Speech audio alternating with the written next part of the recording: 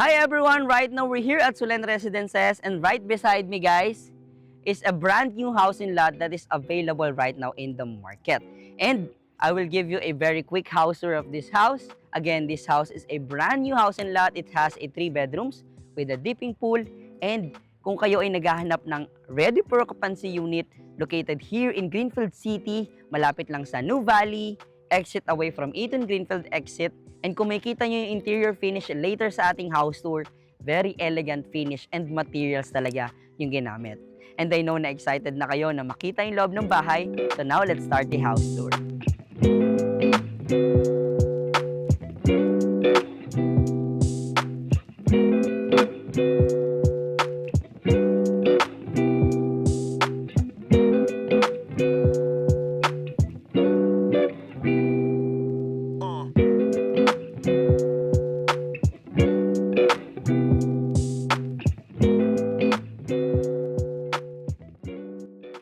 Hi everyone! Right now we're here at Sulen Residences and I'm going to feature this brand new house and lot na available right now sa ating market. But before that, I'm your host for today's video. I'm Carlwin Orga, your prime property. So tara, let's start the house tour.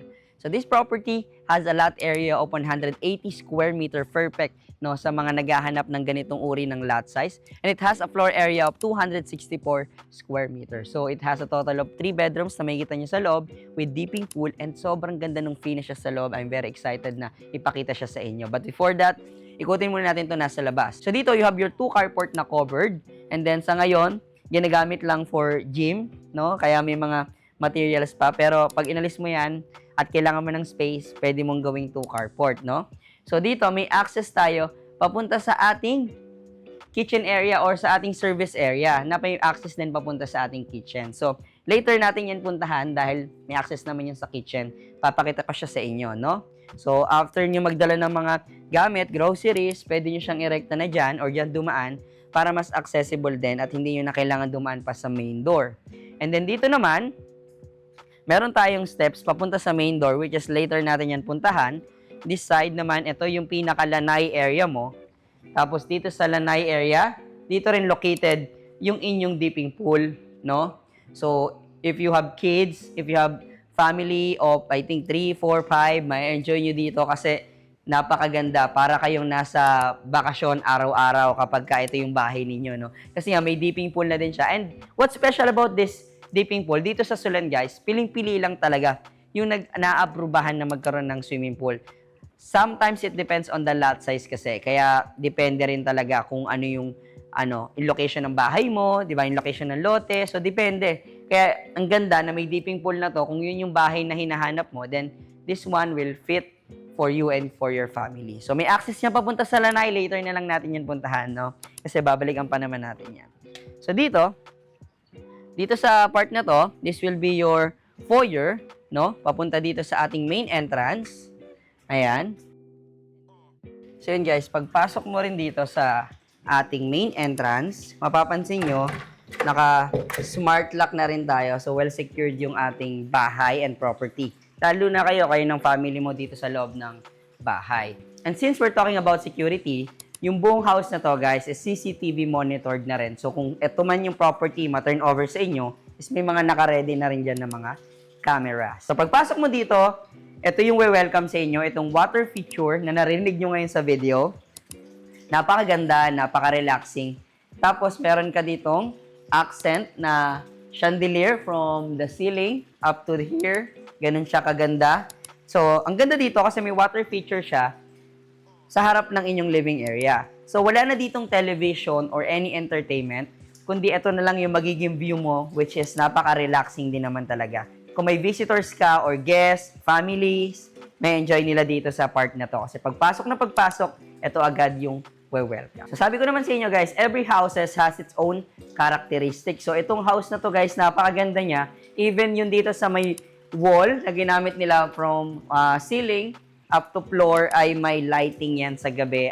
Napakaganda niya. I hope kita sa ating mga B-rolls. So this house is an open layout. So this will be your living area. Meron ka ditong banana shape na sofa. Sabi ko nga, naka-face dito sa inyong water features na meron ka ditong halaman. Pero totoo guys, this is fake ones.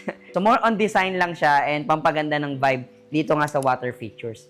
Ang gusto ko pa dito sa water features na to, guys, sa ngayon, stones and waters lang yung mga nakalagay, tapos konting light and fountains. Pero pwede ka pang maglagay ng ano dito, ng koi fish or mga maliliit na isda para very relaxing talaga. Pwede mo siyang titigan, maglalangoy yung mga isda mo. If mahilig ka rin naman mag-alaga ng mga isda, pwede mo to i-modified pa ng mas better. So again, it's an open layout. This will be your water feature, living area, and ito naman yung pinaka magiging dining area mo. You have 8-seater dining table and chairs dito sa ating dining area. And napakaganda ng wood na ginamit nila dito. Hindi ko alam kung Nara to or anumang uri ng woods. Pero perfect, no? Kasi yung design ng bahay is parang medyo Zen type homes. Tapos minimalist lang. Lahat halos ng ginamit. Napakasimple from the paint itself. Napakaganda. Well-planned talaga. No? At saka yung mga lighting ng bahay, well-planned yung mga ano niya, ilaw, no? Nakatutok sa pader. Pwede ka pang maglagay ng art piece mo dito sa part na to. Napakalaking bakanting pader pa niyan. So, pwede ka maglagay ng art piece mo. So, again, balik tayo dito. This will be your 8-seater dining. And yung same na ginamit doon na wall sa may water features natin, yun din yung ginawa nila dito. So, consistent yung vibe and yung ginamit na materials dito. So, dito sa dining, you have your accent light here na magsisilbing design mo rin. Habang kumakain ka dito, pwede mo magsilbing ilaw. And then, you have a lot of shelves dito na pwede mong ilagay yung inyong mga collections or mga books. Ang design niya nila dito sa loob is parang pinaghalong minimalist na may pagka-zen type, no? So, again, this will be your living, dining, and it's your kitchen area. The good thing here in kitchen area, guys, sa mga open layout na napapasok natin, most of them, literal na open layout. Kita mo yung living, dining, and then kitchen. But this one, you can still feel that kind of layout na magkakasunod sila. Pero, dito, nakatago yung inyong kitchen doon sa mismong living at sa mismong entrance. Which is perfect para sa akin. Kasi ayoko rin naman talaga na pagbukas mo ng pinto ay kitchen agad. So, at least ito, naka-separate siya. You have your own space here. Napakalaking space. Dito ka pwede mag-prepare ng mga dishes mo. And ito po guys, ito yung ating exhaust din dito. So umaangat yan in case na gusto mong gamitin kapag nagluluto ka. Tapos may accent light ka rin dito na nagsilbing character din nitong kitchen mo. Kung mapapansin nyo dito sa ground level o dito sa first floor, every corner, every part of the house has its own character, no? Doon sa living, yung water features. Dito sa dining, may accent light din. Then dito rin sa kitchen. So, a lot of cabinets din ang ginawa nila dito. At kung makikita nyo, sabi ko nga, sobrang minimalist. Ni handle, hindi sila naglagay sa bawat cabinets. So, and ang ganda nung kanilang function. Pag ganun pala siya, guys. Hindi ko alam. So, nabigla ako. Pero yan, napakaganda. And siya. Very minimalist. Hindi mo makikita madalas sa mga bahay ito eh. Ito, kakaibang atake naman yung ginawa nila dito. So, here you have your built-in microwave and oven. Tapos dito, a lot of space pa para mag-prepare ka ng mga foods, mga dishes, and a lot of cabinets din sa baba para magamit mo dito sa mismong kitchen. And ang pinaka-powder room mo dito sa ground floor is located here. So dito, pagpasok mo, it has its vibe pa rin, continuous pa rin. Yung ginamit nila dun sa pader ng water features, same pa rin yung ginilagay nila dito sa mirror, which is perfect. And kung mapapansin nyo, lahat ng toilet dito sa bahay, sa house tour natin, lahat ng toilet nila is naka-smart na rin, smart toilet. Dito naman, guys, ito yung access ninyo papunta sa inyong service area, which also has a space para dito sa ating laundry. So, tara, silipin natin. So, medyo may gamit lang, no? Kasi ito yung pinaglalagyan nila ng gamit. But in this area, nandito kayo, may tank dyan, and then meron ka ditong machine. This will be your laundry. And then dito naman sa side na to, ito yung pinakamagiging service area mo or daily kitchen. Pwede ka dito mag-prepare ng mga heavy meals. And gusto ko na i-mention, yung ginamit nila to, guys, nakita ko na to sa magandang bahay before, around 30 to 40 million house. Sa may Nuvali ata yun. Siya, imported na stainless steel yung kanilang ginamit. So, kung mapapansin nyo, hindi yan nangangalawang. So, sinabi yan sa akin ng owner and tumatak sa akin yan. Actually, nabenta na yon, no, yung property niya. Pero yun yung ginamit nila dito, up to here. So, napakaganda kasi hindi yan nangangalawang pagdating ng araw. Kaya kahit mag-prepare ka dyan na mag-prepare ng mga meals, okay lang. And bago tayo bumalik sa loob, may access ka dito papuntang carport kanina. Okay? And meron ka din ditong driver's room or maid's room. Pwede mo i-convert. Hindi ko na lang papakita. Basta may room ka dyan, guys. So, ngayon naman, you have your pantry dito. Tapos, a lot of cabinets pa rin. And then dito, meron ka ring wine fridge kung saan pwede mong ilagay yung mga wines para sa mga drinks ng inyong bisita. And meron ka rin ditong refrigerator na 2-door. Samsung na rin yan. And ang nakakatawa dito sa bandang kitchen, walang patay na space. Halos lahat nilagyan niya ng function. Even sa taas ng refrigerator natin ay merong cabinets. Ngayon naman, punta tayo dito sa ating lanay area. So, dito sa lanay area, andito yung inyong pinaka-swimming pool. And kung makikita nyo guys, sobrang smooth niyan pag binubuksan. Gusto ko lang ipakita. Kasi natutuwa ako. Yung ibang mga hinahouser ko kasi or ibang mga ganito, mahirap sila buksan. Samantalang to, nag-i-slide lang. O, di ba? So, dito, ito yung inyong dipping pool. So, yung buong lanay mo sa part ng bahay na to, ginawa niya tong swimming pool, which is perfect. If you love to swim, kayo ng family mo, gatherings and everything, ayan, perfect na perfect to. Kasi, meron nga itong projector. So, if you want a cozy night, no, or movie night with your family or with your wife, para masolo nyo tong part na to, pwedeng-pwede rin, guys. I think may enjoy nyo dito. So, wala lang tubig kasi nililinis. And dito sa area na to, guys, bago tayo pumasok, kung itatanong nyo, Carl, kung may swimming pool dyan, saan yung shower area? So, dito, may shower area tayo. At kung nagtatanong naman kayo, paano yan i-maintain? Nasaan yung mga tank niyan? Saan nakatago? Dito rin po. May cabinets dito. I mean, may door dito. Or gate, sorry. Andito yung inyong tangke. I think yan nyo rin siya lilinisin kapag gusto nyo linisin yung tubig. Okay? So, ngayon naman, sarado lang natin. Kasi naka-on yung aircon. Punta naman tayo ngayon sa ating second floor. So, tara. So, yun guys, no? Pag-akit mo dito sa ating second floor, ang welcome sa inyo is itong chandelier na to, or chandelier ba ito kung tawagin. Pero, isa pa sa bukod dyan, ay meron ka rin ditong accent wall na kapag kasarado tong curtains, like blackout, ay magkakaroon to ng ng lighting sa loob. So, maliwanag yan. Kitang-kita nyo yung mga whites na yan. Kitang-kita siya sa gabi. Okay? Yan ang ginamit nila dito is glass railings. Napakaganda, no? So, ayan, pagkakat nyo dito sa second floor, ating makikita dito is we have 3 bedrooms, no? Dito sa baba. And gusto ko lang i-mention yung mga ginamit nila ditong mga switches. Pare-parehas ang mga materials, which is perfect. Yan to yung bahay na well-planned talaga, no? So, dito sa part na to, meron kang shelves. Ang consistent ng design na to, guys, kasi ito rin yung ginamit nila kanina sa kitchen and sa dining. So, meron siyang parang reflector na nakakapagpalaki ng space. So, meron ka ditong shelves. Pwede mo ilagay dito yung mga bags or awards mo dito, kung ano mang collection ng pwede. And this will be your first bedroom. So, dito sa first bedroom, hindi ko na lang papasukin. May mga gamit kasi may mga gamit siya. Dito yung mga nakabalot pang gamit. So, this will be the first bedroom. This will be the second. So, dito sa second bedroom, makikita nyo, very decent size, perfect sa mga kids ninyo. And gusto ko pa i-mention dito, guys, lahat ng rooms is almost may toilet and bath na rin, no? Kagaya dito sa 2 rooms na to, ditong common toilet and bath na may access parehas yung room, which is pakita ko sa inyo. So, meron lang siya ditong sliding door na nagsa-separate. So, lalak nyo lang yan palagi para sa mga kids. So, this will be the shower area, smart toilet, and then sink.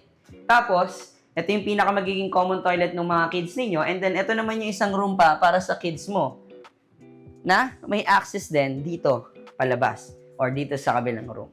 So, ngayon naman, halika, punta tayo sa ating master's bedroom. Pero bago yan, nakita niyo yung paint ng mga pader. Simula sa baba, sobrang consistent. Siya yung hindi ko alam yung term pero pag ginagawa yung pinturan to ay pinapahid na ganyan. Alam ko, mas mahal nga yung labor niyan. So, i-comment nyo na lang guys kung ano yung tawag sa process na yun.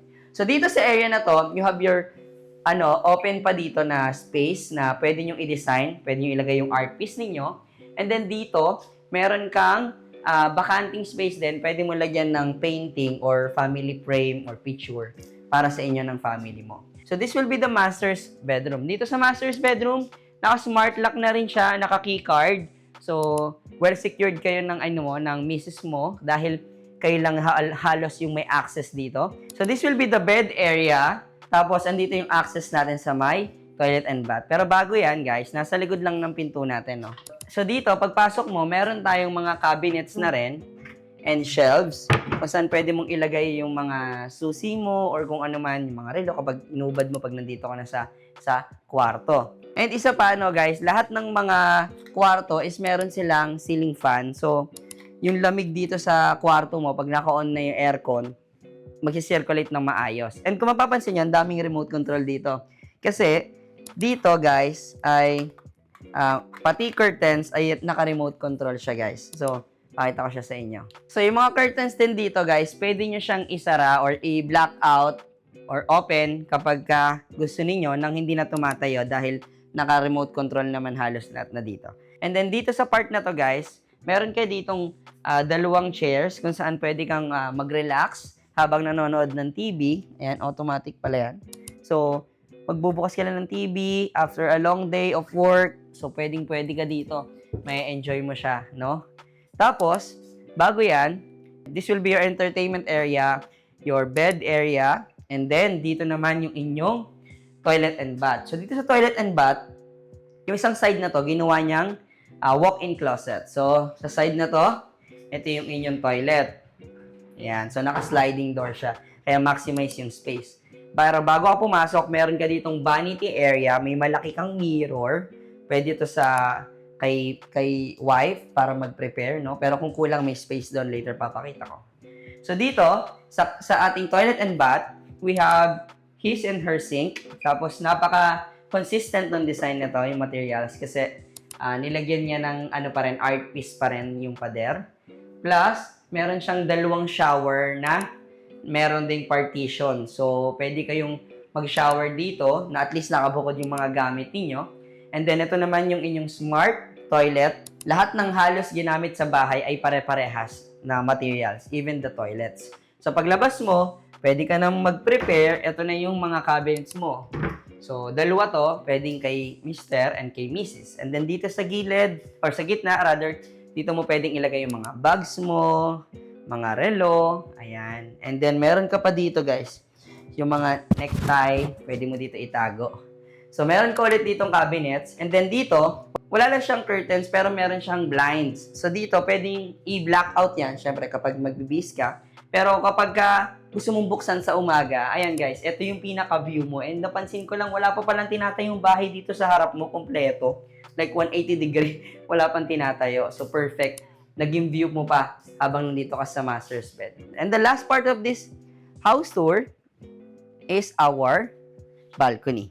So dito sa ating master bedroom, guys, ay meron kang balcony. So pagpasok mo dito, guys, ang ganda ng pinaka magiging view mo dito. Kasi sabi ko nga sa inyo, halos wala pang mga nakatira dito sa part na to ng Solen. Nakita mo yung malawak na greenery dito sa banda ng balcony mo sa loob ng village. No? Again, we're here at Solen Residences located in Phase 2. And from here, guys, ang clubhouse is just dito sa drive na to. Pag lumabas ka dyan, that's already the main road. Dire-diretso, yun yung clubhouse natin. So, perfect, no? Pero ngayon, may swimming pool ka naman na, so hindi mo na kailangan lagi pumunta sa clubhouse.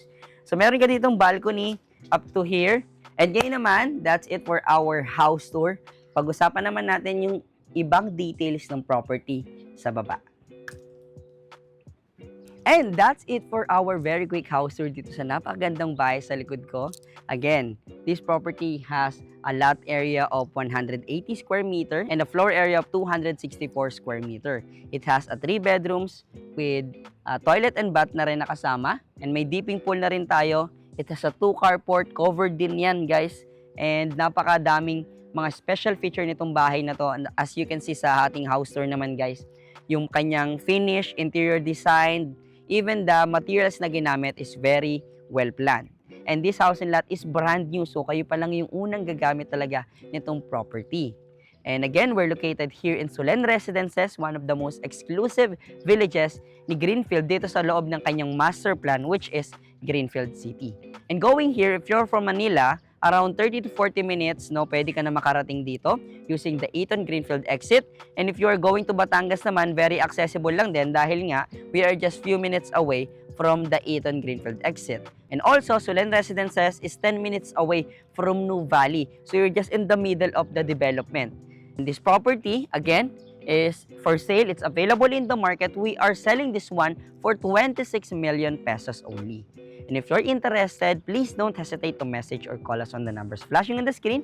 It is 639-6960-20739. Again, it is 639-6960-20739. It has a Viber, WhatsApp, and iMessage para sa ating mga kababayan.